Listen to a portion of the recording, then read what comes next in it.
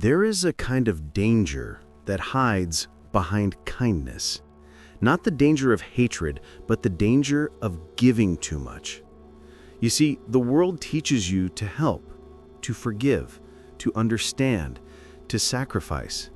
It teaches you that goodness is measured by how much of yourself you're willing to lose for others. But those ideals were written for saints, not for survivors. In the world of power, Machiavelli saw something different, something cold, something honest, something everyone feels but no one dares to say out loud. Not everyone who needs saving deserves to be saved. We live in a society that worships selflessness. But look closer. The ones who give the most are always the ones who end up exhausted, betrayed, or broken. Why? Because they try to carry people who never planned to walk on their own. Listen carefully. Kindness without intelligence becomes a weapon against you. Compassion without boundaries turns into slow self-destruction. And the more you try to save the wrong people, the more you pay with your time, your sanity, your dreams, and your soul. Today, you're going to face one of the hardest truths of adulthood. There are 6 types of people you must never rescue, because the moment you do, they will drag you down with them.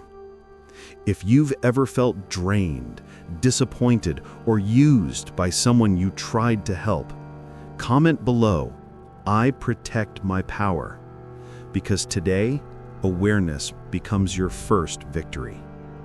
Let's begin. Number 1, the emotional drainers. These are not the cruel people. They're not the evil ones. They're the ones who appear harmless, gentle, wounded, overwhelmed by life. They wear sadness like armor and helplessness like a crown. And the moment you meet them, you feel something tug at your heart. You want to help. You want to comfort them. You want to make things better. But Machiavelli would whisper the truth most people never see. Some people don't seek healing. They seek hosts. Emotional drainers aren't monsters. They're people who have learned, consciously or unconsciously, that suffering earns them attention, pity, and rescue. And once they figure out you're the type who can't walk away from someone hurting, they attach themselves to you like a vine around a tree, soft, gentle, but suffocating. Listen closely. Emotional drainers don't ask you for help. They pull you into their world of crisis. At first it feels noble. You're the hero. You're the strong one. You're the one who listens, who fixes, who understands. But soon you notice a pattern. Every conversation becomes a therapy session. Every day becomes another emergency for you to handle. And when you're the one who's tired, stressed, overwhelmed, they disappear. You see, emotional drainers don't want balance. They want a caretaker. You'll notice it in their language. "I just can't do anything right. Everything in my life keeps falling apart. No one understands me like you do. If you leave, I don't know what I'll do." These sentences aren't cries for help. They're hooks. Each one pulls you deeper into their emotional gravity. Because once they convince you that their survival depends on you, they never have to take responsibility for their own life again. Machiavelli warned about this kind of bond. He called it the trap of sentimental obligation, a bond not built on respect, but on emotional dependence. And here's the part that hurts the most. The more you help them, the weaker they become. And the weaker they become, the more they need you. And the more they need you, the more you lose yourself. That is the silent cycle that destroys even the strongest hearts. Let me tell you something brutally honest. Emotional drainers don't want solutions, only support. They don't want to rise only to be carried. They don't want to stand alone only to lean forever. And as long as you're carrying them, you cannot climb, you cannot grow, you cannot breathe.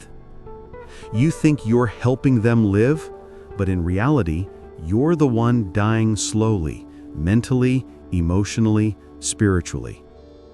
Every time you say, "It's okay, I'll take care of it. Don't worry, I'll fix this," you teach them one lesson. You will always save them.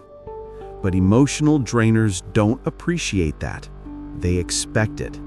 And once help becomes expected, it's no longer kindness, it's servitude. Machiavelli would tell you, the moment you become essential to someone's chaos, you lose your freedom. Think about that. If you disappeared today, would they learn to stand, or would they simply latch onto another person to drain? The truth is, they don't need saving. They need accountability. They don't need your strength. They need their own. They don't need your emotional labor. They need courage. But they will never find any of that if you keep carrying the weight for them. So what is the cure? Distance, boundaries, silence. Not out of cruelty, but out of clarity. When you step back, you don't abandon them. You return responsibility to its rightful owner. When you stop rescuing them, you're not punishing them. You're letting them finally meet themselves. The emotional drainer needs one thing you can never give: the experience of standing without leaning on someone else. If you feel this truth in your chest, comment, "I release what drains me." Because this is your awakening. This is your first step toward reclaiming your energy. Your compassion is powerful, but it is not infinite. And the moment you learn who deserves it, you stop being a victim of your own generosity. If emotional drainers exhaust your spirit quietly, the next type does it openly, boldly, almost proudly. These are not the helpless. These are not the wounded.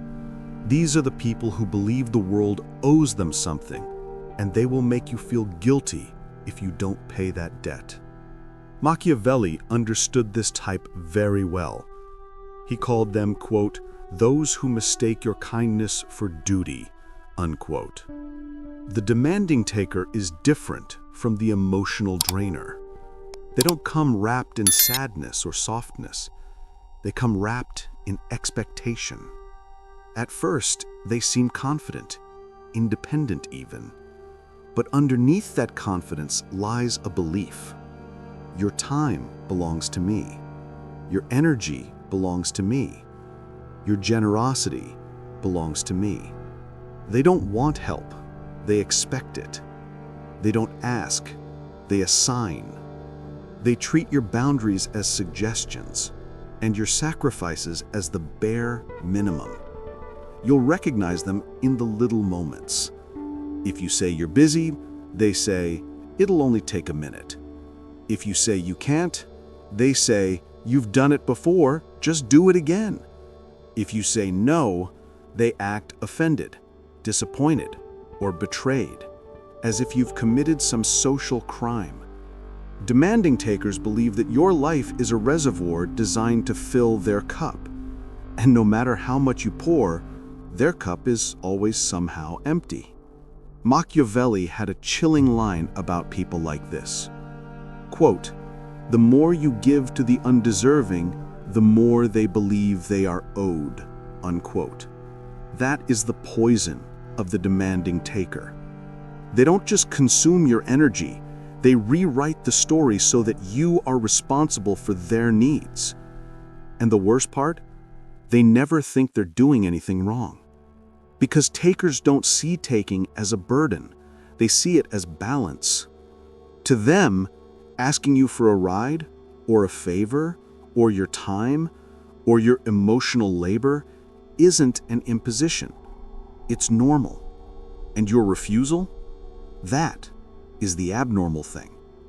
See how subtle this becomes? They train you, yes, train you, to fear their disappointment. And once you fear it, you obey it. Before you know it, you start organizing your life around their needs. You become the one who stays late, the one who fixes the problem, the one who gives the ride, the one who rearranges their schedule, the one who squeezes themselves smaller so they can sit comfortably. And they become the one who demands, the one who expects, the one who takes, the one who feels entitled to your sacrifices.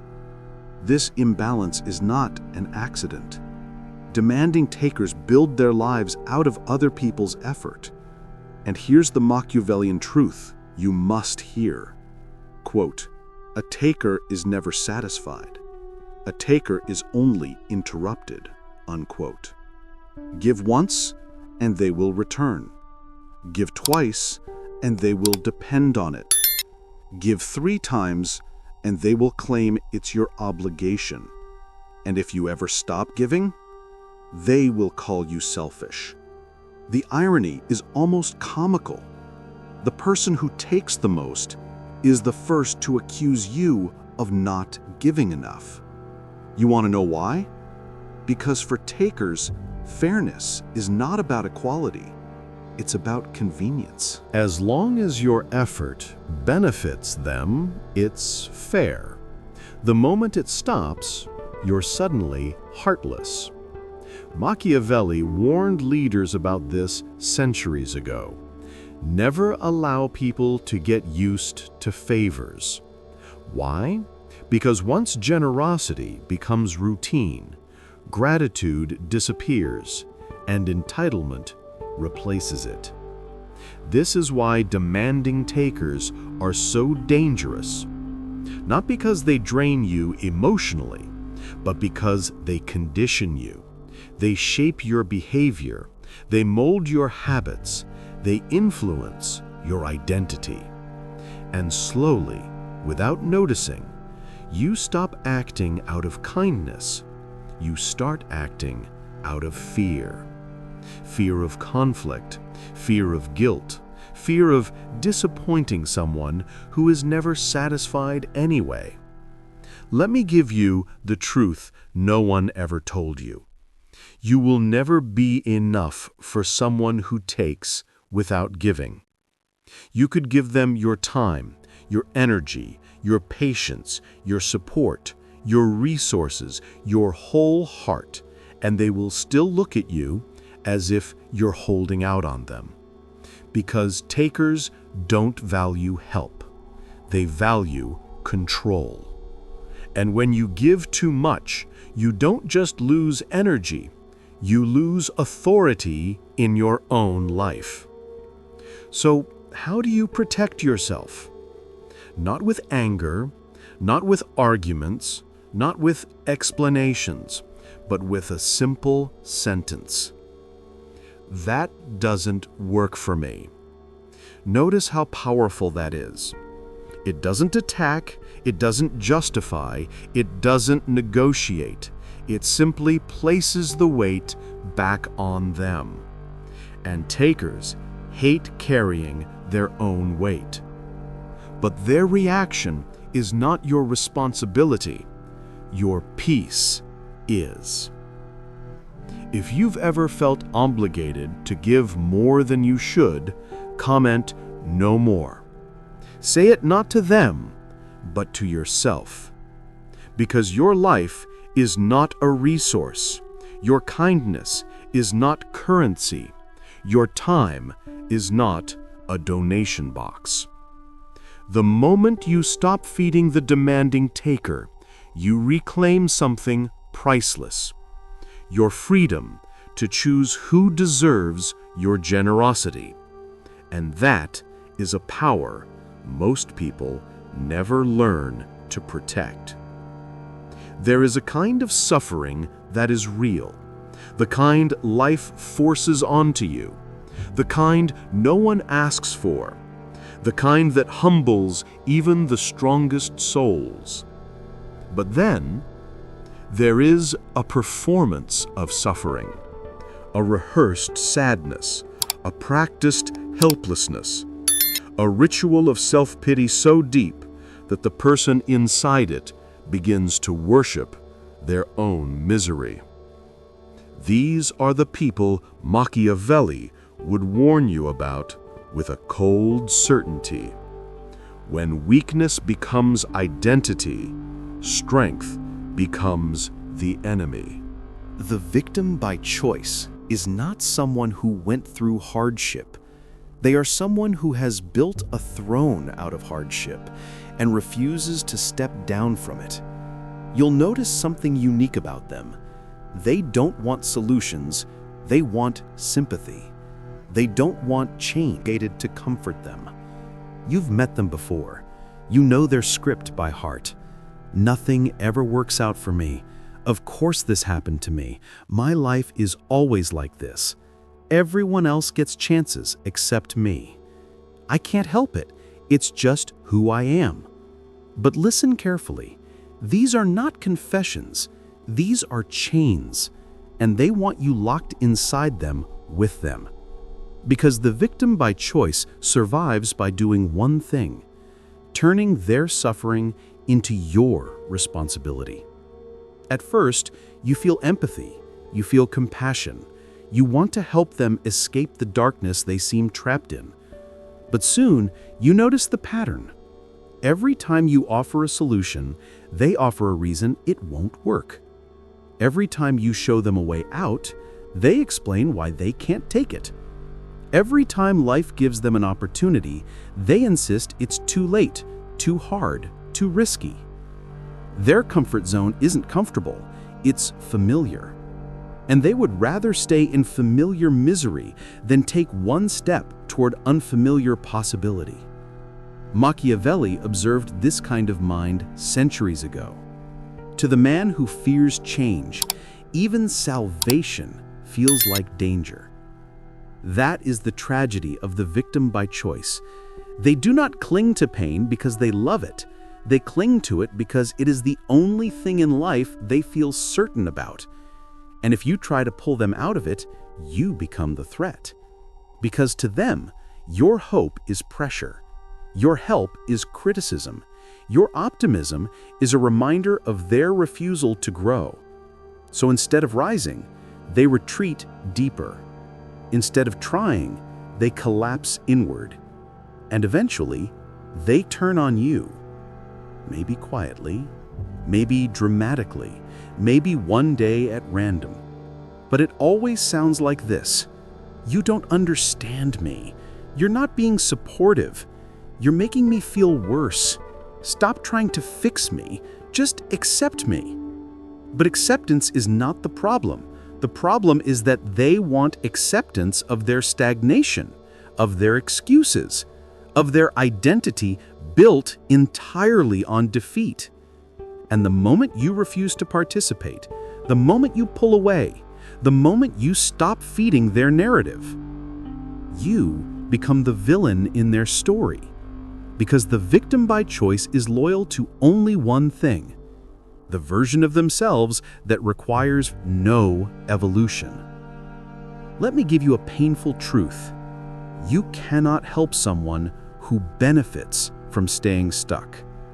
As long as their identity gives them attention, as long as their pain gives them an excuse, as long as their helplessness gives them a shield from accountability, they will choose it every time.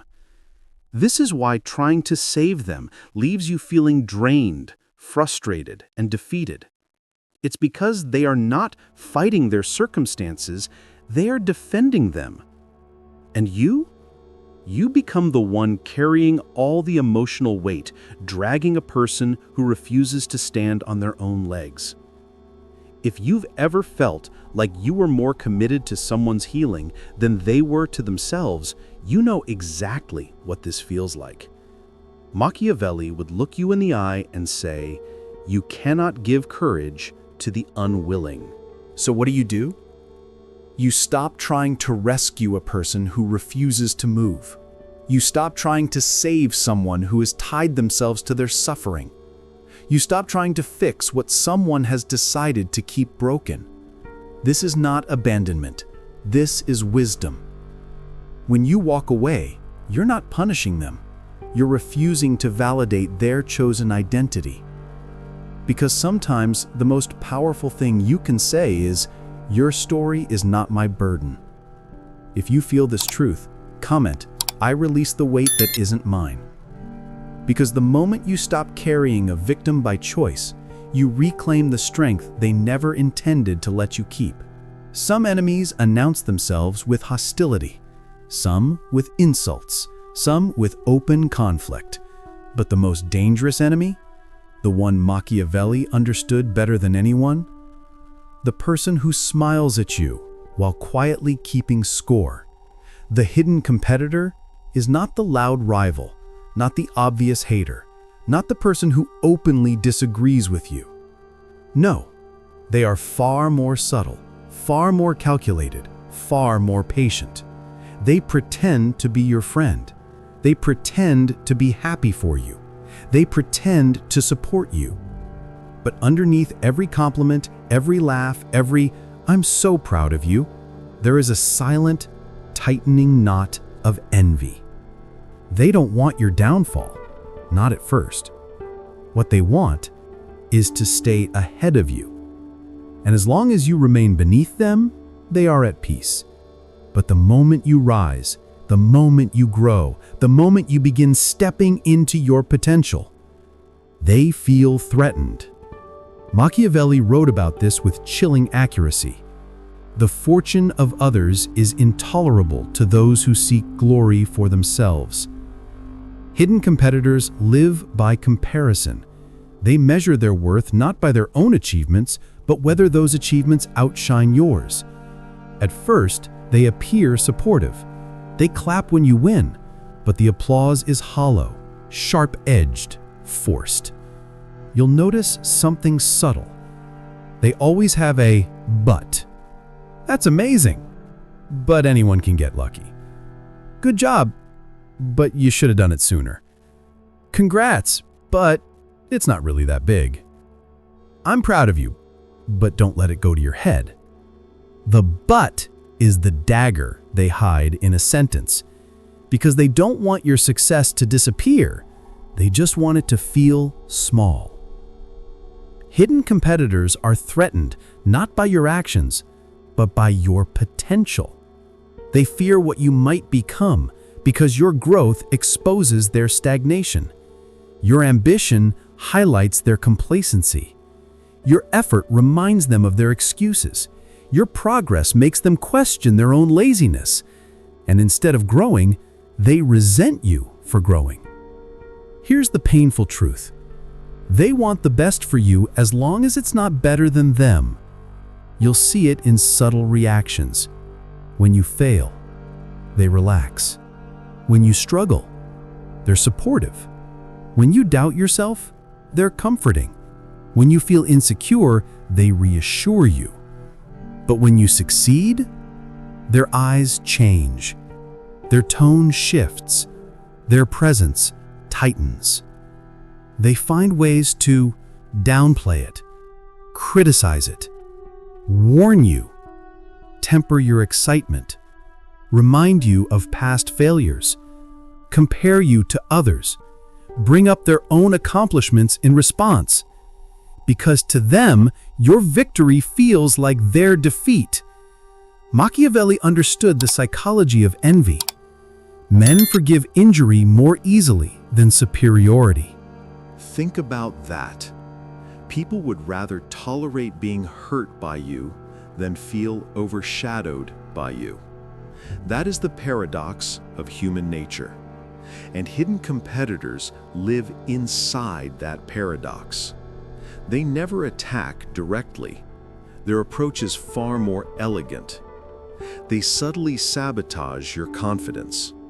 They do it by planting small doubts, questioning your decisions, discouraging risks, overwhelming you with practical concerns, giving advice that keeps you comfortable instead of growing, making you feel guilty for wanting more, acting worried when you take a leap, all of it wrapped in kindness, but rooted in control.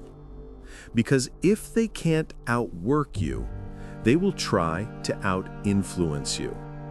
If they can't beat you in effort, they will beat you in discouragement. And if they can't stop your success, they will poison your perception of it. Hidden competitors don't want to destroy you, they want to tame you. They want to keep you predictable, manageable, smaller than you truly are. But here is the twist. Their fear of your growth is the greatest sign of your power. People do not envy the weak. They envy the rising. If you feel someone quietly shifting when you win, you are not imagining it. Your success threatens the parts of them they refuse to confront. So, what do? Do you confront them? Expose them? Argue with them? No. Machiavelli gives a better strategy. Do not reveal your strength to those who cannot celebrate it. Meaning, you don't need to announce your moves. You don't need to share your ideas. You don't need to reveal your plans. You simply keep growing, silently, strategically, independently. Because the moment your success requires their permission, you've already lost. So protect your vision, guard your ambition, shield your dreams from those who clap with envy instead of pride. If you've ever sensed that someone around you competes with you secretly, comment, "I rise anyway." Because no hidden competitor can stop a person who refuses to shrink to make others comfortable. Your growth is not a threat, it is your destiny, and those intimidated by it were never meant to rise with you. Some people drain you slowly, some take from you quietly, some compete with you silently. But then, there is a different kind of danger. A danger that doesn't whisper, a danger that doesn't hide, a danger that storms into your life like thunder, loud, impulsive, explosive, unpredictable. Machiavelli had a very direct warning about these people. Avoid those who cannot govern themselves, for they will seek to govern you. These are the chaos makers. At first glance, they seem exciting. Wild, spontaneous, free, passionate, full of stories, full of emotions. Their life is always intense, dramatic, alive. But look deeper, and you will see the truth. Their life is not full of excitement. It is full of instability. Chaos makers do not bring energy. They bring disorder. They don't live in the moment. They live in perpetual crisis. Crisis they usually create themselves. And the closer you get to them, the more their storms become your storms. You'll notice something quickly. They are always managing some kind of disaster. A sudden fight, a financial emergency, a falling out with someone, a last-minute problem, a dramatic argument, a reckless decision, a new impulse they can't help, a conflict they somehow didn't start, a situation they demand you get involved in. Every day with them feels like walking into a room where the furniture changes positions without warning.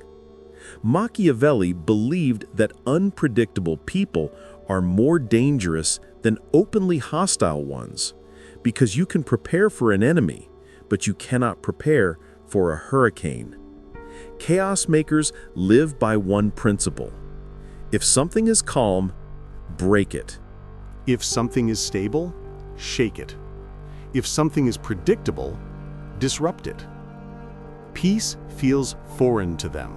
Stability feels boring. Consistency feels suffocating. So instead of confronting their internal turmoil, they create turmoil outside of themselves. Then they drag you into it. You become their rescuer, their peacemaker, their emotional shock absorber, their unpaid therapist, their emergency hotline, their escape route, their cleanup crew. And here's the part that hurts the most. They confuse chaos with connection. If you're willing to drop everything when they panic, they believe you love them. If you jump into their drama, they believe you're loyal. If you tolerate their explosions, they believe you're different from everyone else. But the truth is simple. Their bond with you is built on your willingness to participate in the destruction they create. And the more you help them, the more chaos they create, because they know you will cushion the consequences. It becomes a pattern. They explode. You repair. They damage. You absorb. They destroy. You rebuild. And every time you help, they become bolder, messier, more reckless. Machiavelli would tell you, a person who fears no consequences will create consequences for others. Chaos makers don't fear fallout because they trust someone else, usually you, to handle the debris. And here is the hidden danger. Being around them rewires your nervous system. You start expecting disaster. You start preparing for the worst. You start losing your own peace. You start abandoning your goals. You start living on edge because their instability becomes your lifestyle. And trust this, chaos is contagious.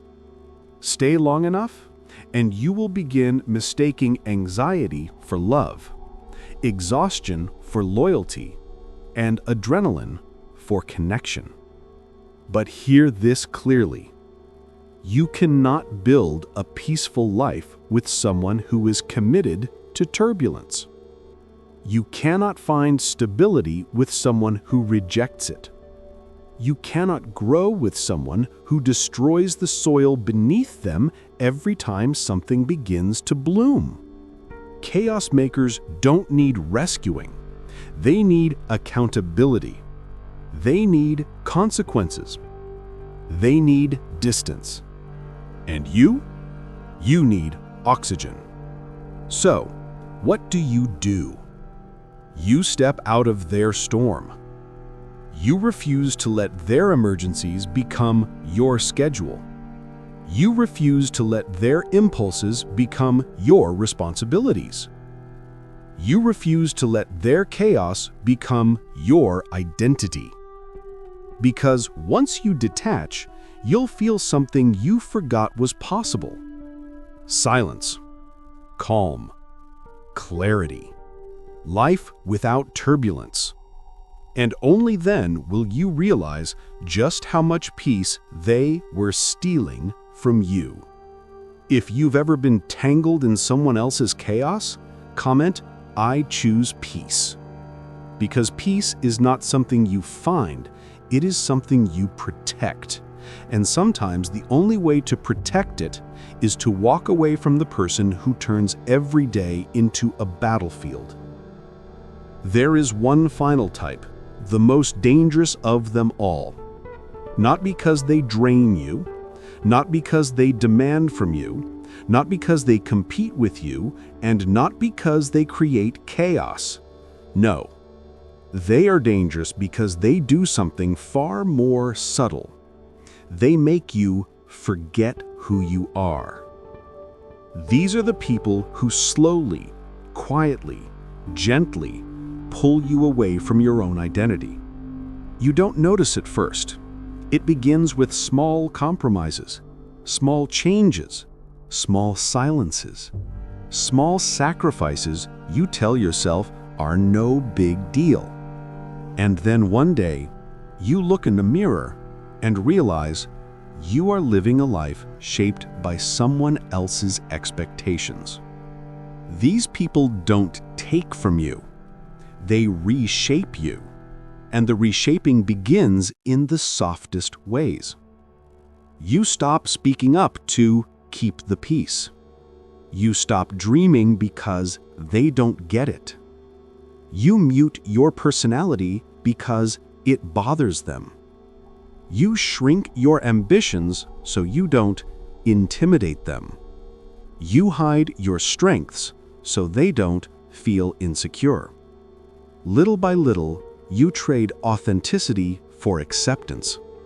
You trade your spark for their comfort. You trade your direction for their approval. And before you know it, you're living inside a smaller version of yourself, a version designed by someone who benefits from your silence. Machiavelli has a line that cuts straight to the truth. He who shapes your identity controls your destiny. When you lose yourself, you lose everything. Your voice, your confidence, your purpose, your intuition, your power. And the person who caused it, they rarely even notice, because your shrinking makes their world easier. But here is the truth you must hear. Anyone who costs you yourself is far too expensive to keep.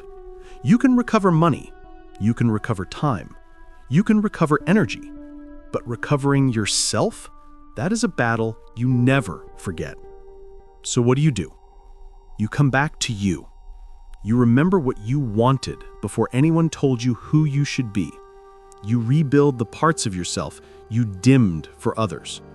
You speak the words you swallowed. You reclaim the dreams you abandoned. You rediscover the version of you that existed before you tried to fit into someone else's world. And when you rise again, when you return to the full size of your spirit, those who depended on your smallness will fall away naturally. Let them. Because losing people is not the tragedy. Losing yourself is. If you feel this truth in your bones, comment, "I choose myself." Because in the end, Machiavelli teaches us the real lesson. Power is not about controlling others. Power is about refusing to let others control you. Protect your energy. Protect your mind. Protect your identity. And above all, protect the person you were born to become.